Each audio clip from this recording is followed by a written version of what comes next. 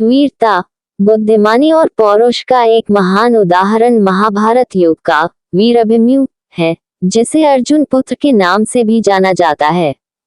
पांडवों में से सबसे कुशल और आकर्षण इंद्रदेव द्वारा कुंती को दान में दिए गए अर्जुन को समस्त संसार उनके धनुर्धारी कौशल के लिए जानता है। अर्जुन की तरह ही उनके बेटे भी उनकी छाया लेकर पैदा हुए थे। बचपन से ही आपके माता पिता और अन्य पांडु भाइयों का आदर करने वाला अभिमन्यु श्री कृष्ण की बहन सुभद्रा और अर्जुन की सहमति थी। अभिमन्यु का बचपन कृष्ण की नगरी द्वारिका में ही बीता था, जहां कृष्ण जी के संरक्षण में उन्होंने हर तरह का उचित ज्ञान प्राप्त किया। शस्त्रों का ज्ञान उसे आरंभिक चरण में श्री कृष्ण के पुत्र प्रद्युम्न द्वारा दिया गया था। बाद में अर्जुन ने अपने बेटे को धनेश्वर विद्या में दक्ष बनाया।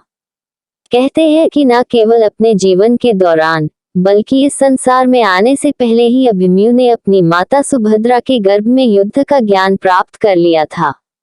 यह तब की बात है जब अर्जुन अपनी पत्नी सुभद्रा को चक्रव्यूह भेदने की तकनीक समझा रहे थे। उस समय अभिमन्यु सुभद्रा के गर्भ में था और उनकी सारी बातें सुन रहा था। अर्जुन अपनी पत्नी सुभद्रा को चक्रव्यूह में जाने, उसके सारे व्यूह भेदने और अंत में वहां से कैसे बाहर आते हैं, उसकी कला बता रहे थे। अर्जुन के एक बाद एक सुभद्रा को देखने में प्रवेश करने और शत्रुओं को कैसे पराजित किया जाए, उसका वर्णन कर रहे थे। अर्जुन द्वारा सुभद्रा को मक्रव्यूह, कर्मव्यूह और सर्पव्यूह की जानकारी दी गई। यह सब पार करने के बाद किस तरह से चक्रव्यूह से बाहर आ सकता है, यह देखकर अर्जुन ही बता सकते हैं कि उनकी पत्नी सो गई है। सुभद्रा को सोता देखकर अर्जुन ने उन्हें परेशान करना ठीक ना समझा और वहां से चले गए। इस प्रकार से अभिमन्यु ने चक्रव्यूह के बहुत से राज जान तो लिए, लेकिन अंतिम और अत्यंत महत्वपूर्ण तरीका वह जान ना सका।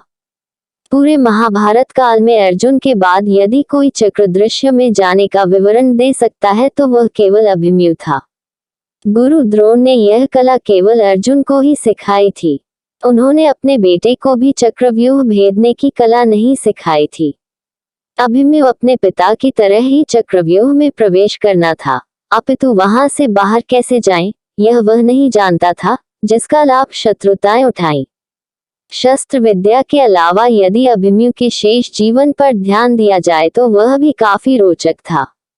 अभिमन्यु हमेशा अपनों से बड़ों का आदर करता है और श्री कृष्ण की हर आज्ञा का पालन भी करता है। एक पौराणिक कथा के अनुसार अभिमन्यु के पिता अर्जुन ने उनकी माता सुभद्रा को द्वारका से वाकर विवाह किया था। सुभद्रा के ज्येष्ठ भ्राता बलराम उनके विवाह कौरवों के ज्येष्ठ दुर्योधन से अपने लिए चाहते थे, लेकिन श्री कृष्ण की योजना तो कुछ और ही थी।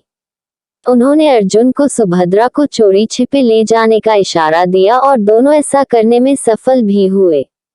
जब बलराम की बेटी वत्सला पैदा हुई तो उन्होंने इसका रिश्ता दुर्योधन के बेटे लक्ष्मण से करने का फैसला किया।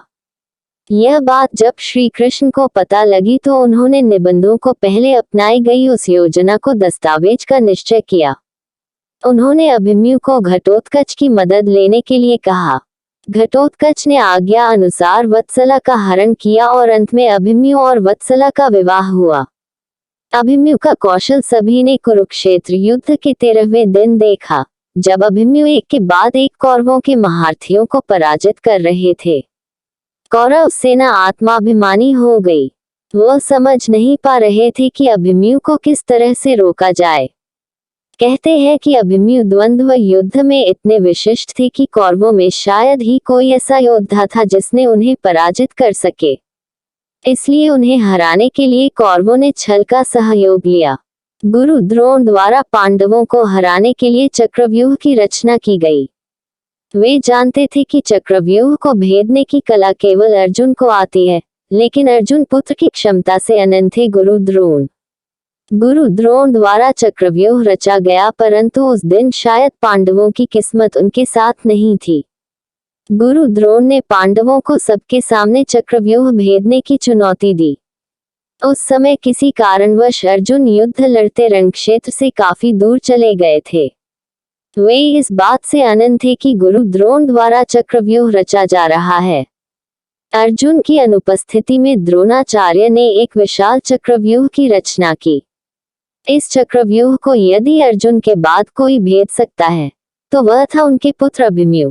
तब शेष पांडवों ने यह योजना बनाई कि अब वे पीछे नहीं हट सकते, लेकिन अभिमन्यु को सहर देने के लिए चक्रव्यूह के अंदर चले जाएंगे।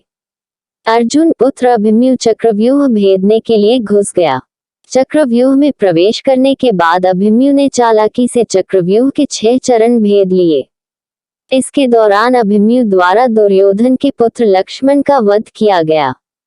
अपने बेटे को मरा हुआ देख दुर्योधन के क्रोध की कोई सीमा न रही। तब कौरवों ने युद्ध के सारे नियम बांधकर ऐसा कदम उठाया जो इतिहास में कभी नहीं लिया गया।